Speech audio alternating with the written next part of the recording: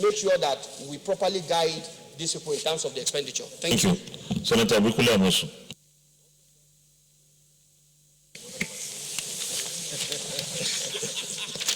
Thank you, Mr. President. Ibikule Amosu, I represent Ogun Central. Mr. President, let me join my colleagues in commending the efforts of the chairman, members of the committee, Senate Committee on Customs. Mr. President, when you look at the numbers here, clearly, if we do not look deeply, we will rather be, we will rather be alluding, just like what I've heard, that buying 128 million television or even 16 billion vehicles is on the high side. Mr. President, without prejudice to all that has been said, I think this is normal when you consider the magnitude and the quantum of the revenue that we are expecting from them. And Mr. President, if you look at the expected income, I think all of the things, number one, number two, that is the cost of collection, 7%, the 2% VAT, the 60%, all of those are products of the law that was made here. It is nothing that they just, on their own, they decided to just be charging. Of course, the share of target surplus, clearly, if they said they would generate 900 billion, and they were able to generate, maybe they generated about 1.2 billion, of course, there's a surplus. So they are entitled to that as well. Intervention fund, Mr. President, does that. Even FRS and all of those, if at any particular point in time, they realize that the money that they have will not be enough for them to carry out those things that will help them in meeting their revenue targets.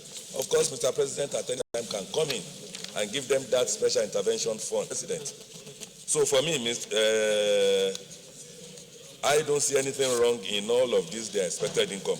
Indeed, let's look at these numbers, because when we are not looking at it deeply, to a trained eye, you will see that in the budget of 2020, we are looking at about 1.5 trillion. If for any reason they could not generate up to even 1.5, let's assume 1.4 trillion. If you take 7% of that, it will give them, in fact, it will not even be enough to pay their personnel costs. If they go below the 1.5 trillion and they generated only 1.4 trillion, they will just be getting about maybe about 98 billion, which is not even up to the 98.61 billion for the personnel costs. Yes, it may appear huge, but when you put pen on paper and you see what is being expected of them to do, then you will know that all the figures here are appropriate. But I want to compliment and speak in the same line with the chairman of public accounts. There's this need for us here in the Senate to increase and improve on our oversight. Once that is done, all of these questions that we are raising, of course, we will pay into, because we will have had what I call superior information, superior arguments, and we'll be operating from a position of strength because we'll have known all of those things, what they are being used for. Mr. President, if you look again, you will notice that not just custom, everybody, in the last maybe 5-6 years or so, they have not produced any audited accounts. I remember that we are, in the public accounts, we are still even battling to say that we want to look into 2017, 2016 accounts, audited accounts that hasn't been even submitted. So it is not just about CBN. All of these MDAs, we should ensure that they keep up with their audited accounts. That is the only way. Otherwise, we'll just be allocating money to them and they'll be doing what they like. So, Mr. President, I do not see any reason why we should not pass this budget as it is. But all we need to do is to improve and increase on our oversight and ensure that they submitted their audited account. Thank you, Mr. President.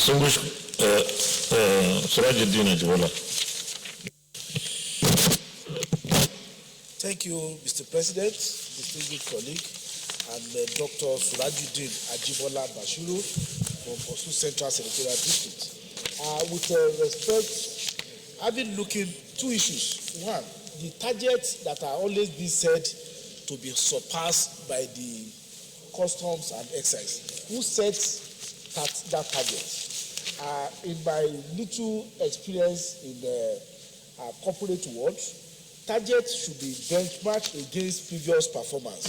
If you set targets that consistently the body is said to be surpassing on a year-by-year basis, I would rather say that target was set to be overachieved and then to be used as a basis of saying you are doing so. If for 2 years, 3 years, you are always surpassing your target, it may well be that this target is actually below your capacity. Secondly, on the issue of the budget, I think in as much as we have deference for our committee, I would rather go and be in support of what my learned friend, Senator Nanan, has said. We also have the benefit of looking at this and then see what comment we can make in this regard. And with respect to my leader, Senator Amosi, yes, it's a revenue generation agency. We have so many targets, we have done so. But in the context of looking at the overhead here, the question that they asked by even jurists in England when they are considering the objective vis-a-vis what is quoted, one of them said it even in a very jocular manner. He said business does not say there should not be coke and ale, but the coke and ale must be for the purpose of the business. Looking at many of these areas of overhead particularly, are they for the purpose of enhancing capacity to be able to earn more? If the answer is yes, I would definitely agree. But with respect, the committee may as well look at various head. I don't want to read out because of misinterpretation that people may give it to in public. May look at it then that are these heavily loaded overhead, are they incidental and necessary for the purpose of achieving the revenue, increased revenue that all of us will benefit? And one of the challenges we also have is this: there's always the tendency that when a revenue agency is involved, we give them latitude to spend our money as if the money itself is on theirs. So the question I would rather ask myself, if the customs service that is projected to be a semi-autonomous agency, and that is the basis of the incentive and the VAT collection being given to them, if they are to run on the basis of business principle, would they have made allowances for all this overhead that is annexure 2 of this document? That is my submission. Thank you. Senate Leader. And also the clarifications that have come from discussions that have been made by Senator Amosun and Senator Surajuddin Ajibola. and myself, your neighbor here. Yes, clarifications. I say clarifications. Say clarifications that have been made by him and also by my distinguished friend, the deputy, the acting chief whip of the Senate. I think it's enough to come to closure, to this particular debate. I think proper explanations have been made. And going forward, I do think the issues that have been raised by distinguished Senator, the chairman of the public account, is a very, very germane matter. Going forward, I think from the next budget, I think it's good for the public accounts and also for this Senate to come down hard on all these institutions to ensure that all of them are given that window that is between now and the next consideration of their budget, to make sure that all their accounts, the public accounts, are audited. This will give us the dimension on the basis of which we can be able to question the efficiency of their operational and their efficiencies and their operational capacities. Now, when we go and look at the figures, on the open side, you see that when you talk about a vehicle buying something for 128 million televisions, it will only come to about 1,200 televisions. And given the size of the Nigerian customs, that's not much. 60 billion for vehicles, given the type of vehicles that you require there, it will only come to 1,300 or so vehicles. So really, when you really go down to the cost, we should not look at the figures really at their cost value. we should look at the amount of money that we need to purchase these items and the capacity and the size of the institutions that we are talking about. We are talking about institutions that are of a high size. So the major issues that I can really pin down to on this matter, sir, is that let's get these institutions to present to this Senate the audited accounts at the end of each year to ensure that those audited accounts are presented to us before we consider any of the budgets that they are going to give henceforth. And the second issue is for us, Mr. President, to look into the size of our institutions, to ensure that just the quantum of amount of money will also look at their own responsibilities before we reach conclusions, about some of these issues. With this, I beg my colleagues to please limit the debate at this point so that we can continue with other areas. So I request the chair, with the support of my colleagues, if they do, maybe with all the due respect to my brother, Mr. James Manager, to please put the question so that we can make progress on this issue. Senator Kabirga. Mr. President, my distinguished colleagues, in view of what the Senate leader has spoken, I support that we pass this budget, but at least appeal to the members of the committee to do oversight properly. And some of the projects that are already in the budget needs to be oversighted well. I think that's my contribution. I assume that this is the general feeling now, that we pass this. So I will put the question. Senator Francis Adenigba, I didn't call you because this is your report. You are the vice chairman of that committee, so already the chairman. No, we will put the question now. There is only one recommendation. There is only a recommendation, and that the Senate do approve a total sum of 238 billion 149 million 325,832 naira 70 kobo only for Nigeria Customs Service for the 2020 financial year. Those in favor of this recommendation say aye. Those against say nay. The ayes have it. Distinguished colleagues, let me thank you for the various interventions. And let me also reiterate the points raised by some of our colleagues. This is a revenue generating agency. The Customs Service is a revenue generating agency. Last year, the report said they performed so well, they even collected above the target.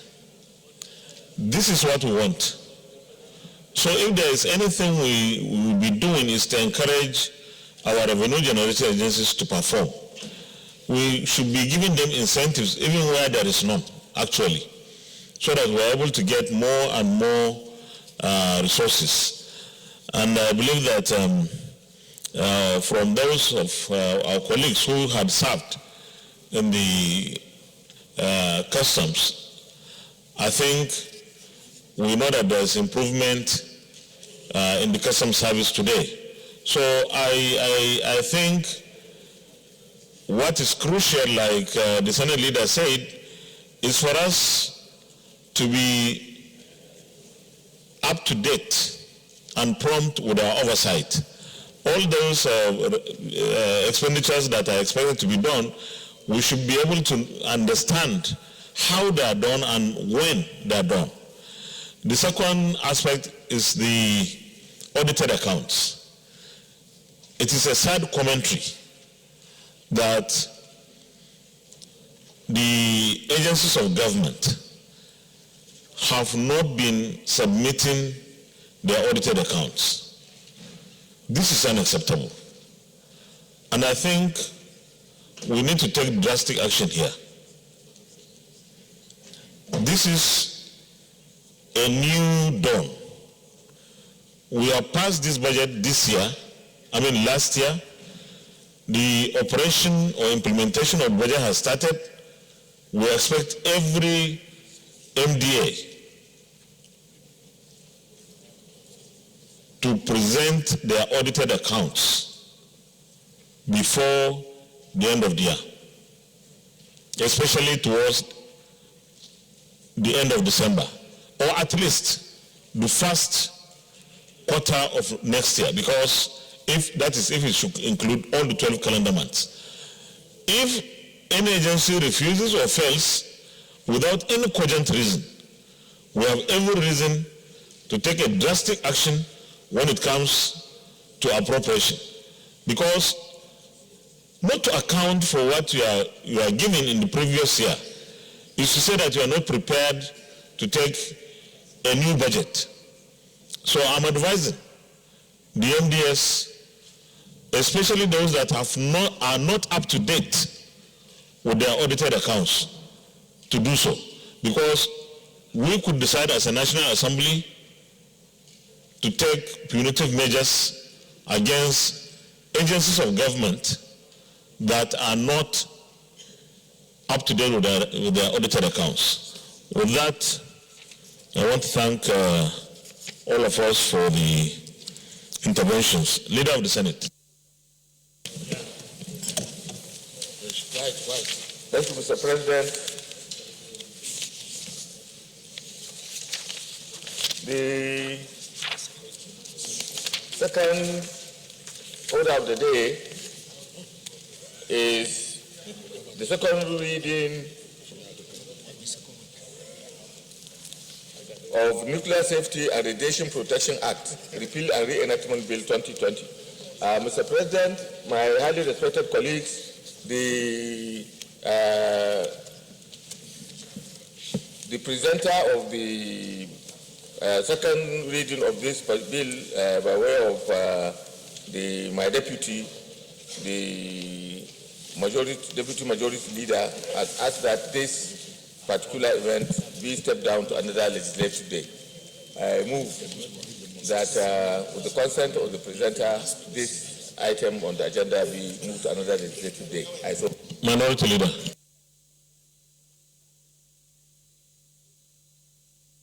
Distinguished colleagues, those in favor of the motion that the item be stood down for another legislative day, say aye. Those against, say nay. The ayes have it. Leader of the Senate. Mr. President, my highly respected and distinguished colleagues, the third order of the day is the second reading of the National Agency for the Research and Management of Persons with Special Needs, Establishment, etc. Bill 2020. Distinguished senators will recall that the bill was read the first time in this chamber on Thursday, 5th December 2019. Mr. President, you may wish to invite distinguished Senator Betty Jocelyn Apiafi to move the motion for the bill to be read the second time. Senator Betty Jocelyn Apiafi. Mr. President, distinguished colleagues, I move for a bill for an act to provide for the establishment of a national agency for research and management of persons with special need and for other related matters, 2020 SB 255, to be read the second time. I so move. Continue.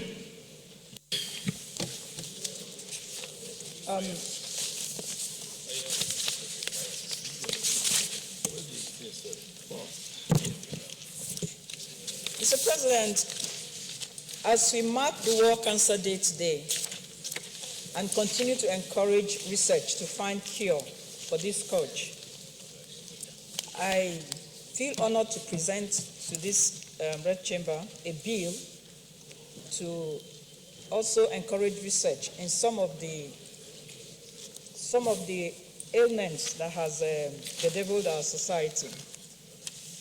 It is for this purpose that I'm presenting this bill for an act to provide for the establishment of a national agency for the research and management of persons with special needs and for other related matters. The bill was read for the first time on the 5th of December 2019. This bill seeks to create an agency charged with the responsibility for research activities and to initiate programs aimed at improving the social, economic, mental, and physical well-being of persons medically diagnosed with disorders that are listed below as special need. These ailments include Down syndrome, autism, cerebral palsy, attention deficiency and hyperactive disorder, dyslexia, bipolar disorder, albinism and hypopigmentation, psoriasis, vitiligo, lupus, severe atopic dermatitis, lamella echosis, sickle cell disorder, thalassemia, hemophilia, and other related medical disorders that are diagnosed by medical experts. Distinguished colleagues, the highlight of this bill, the bill is quite a straightforward one. It's just to create an agency, and the bill is divided into 3 sections, seeking to establish this important agency to cater for citizens who have been mentally diagnosed with disorders that require special attention in line with current global practices. Some of the highlights of the bill include Section 1, which seeks to establish the Nigerian Agency for Research and Management of Persons with Special Need and to give supervisory powers to the Federal Ministry of Health. Section 6 of the bill states the major functions of the agency: to coordinate various research programs, collaborate with other agencies, advise on all social protections activities of government related to any special need field, and maintain a data bank, which are all aimed at improving the health, social, and economic well-being of persons with special need. Section 8 of this bill deals with the structure of the agency to allow to cater for the various disorders listed as special need. And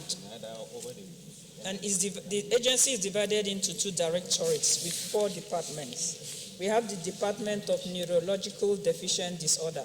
This department will deal with issues like Down syndrome, autism, cerebral palsy, and other disorders as diagnosed by medical experts. The Department for Hereditary Blood Disorder means the department that will be responsible for persons afflicted with sickle cell disorder, thalassemia, hypophomelia, and other disorders diagnosed by medical and other disorders diagnosed by medical experts.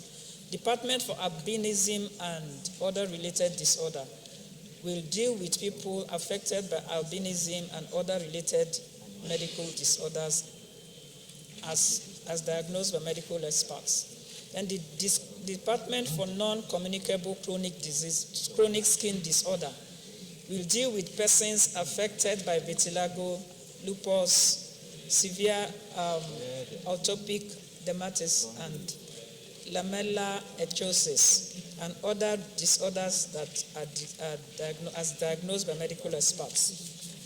The bill also, in Section 18, gives powers to the Minister of Health to give directives of a general or special character to the agency relating to its function.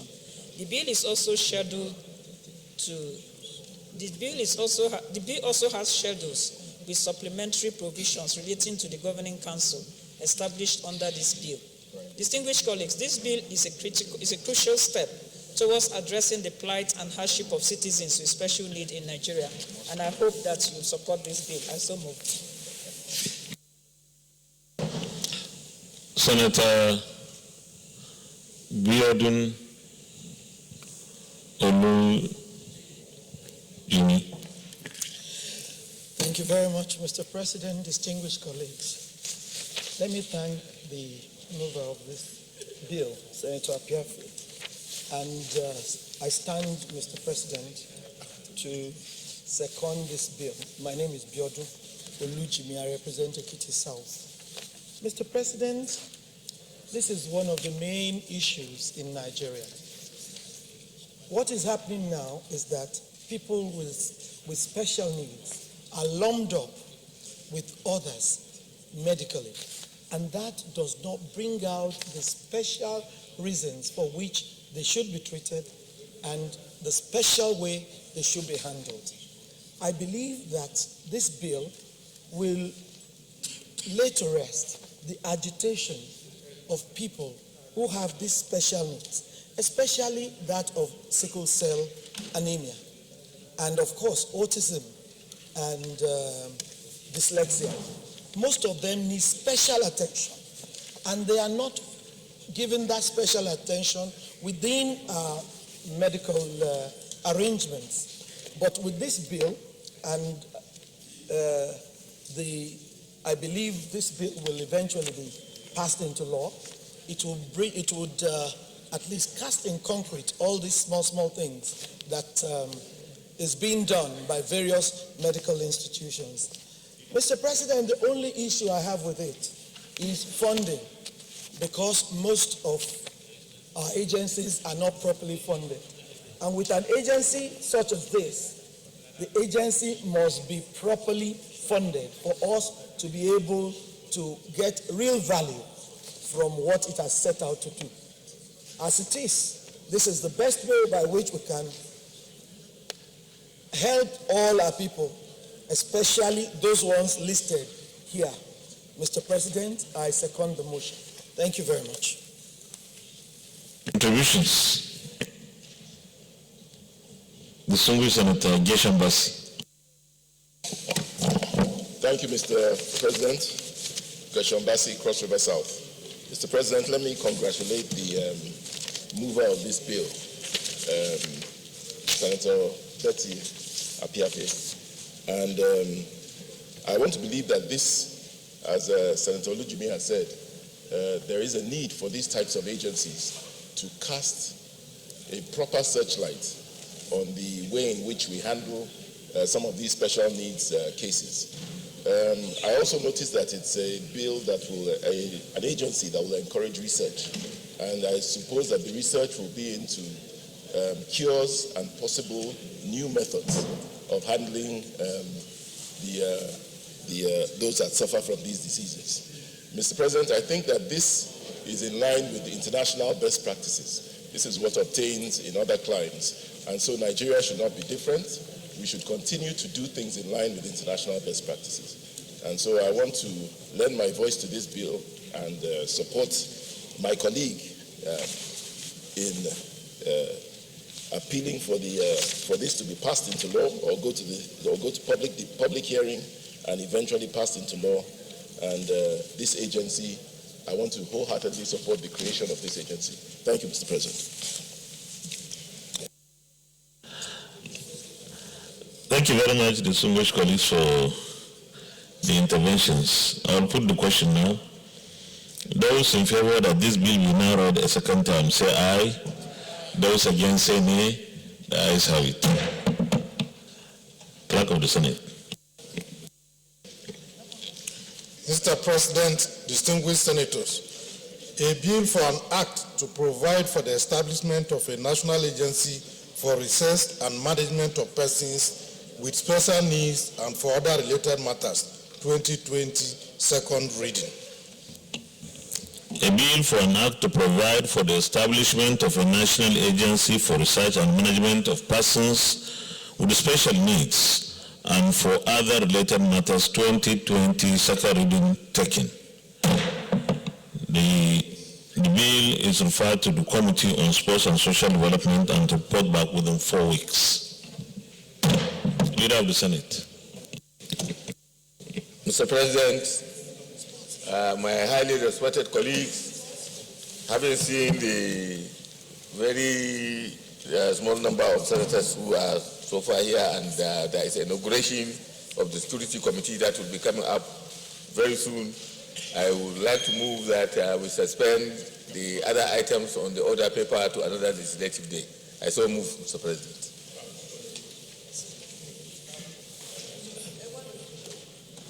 You are the former minority leader.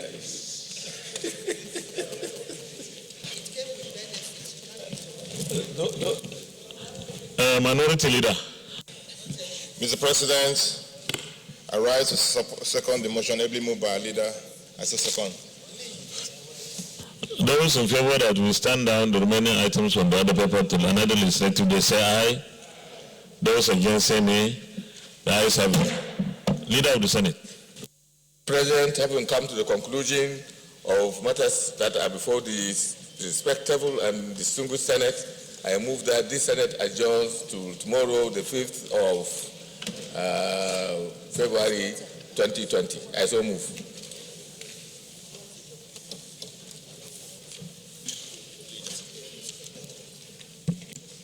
Mr. President, I rise to second the motion ably moved by the leader that this Senate adjourn till tomorrow, the 5th day of February 2020. I so second, Mr. President. Distinguished colleagues, those in favor of the motion say aye. Those against say nay. The ayes have it. The Senate is hereby adjourned till tomorrow. Tomorrow is 5th. Tomorrow, Wednesday, 5th day of February 2020 at 10 a.m. prompt. But let me also remind us that the Inspector General of Police is appearing tomorrow to interact with the Senate on the security situation, and therefore, distinguished colleagues, we should be prepared with all the issues that we think we should engage the Inspector General of Police with. Thank you.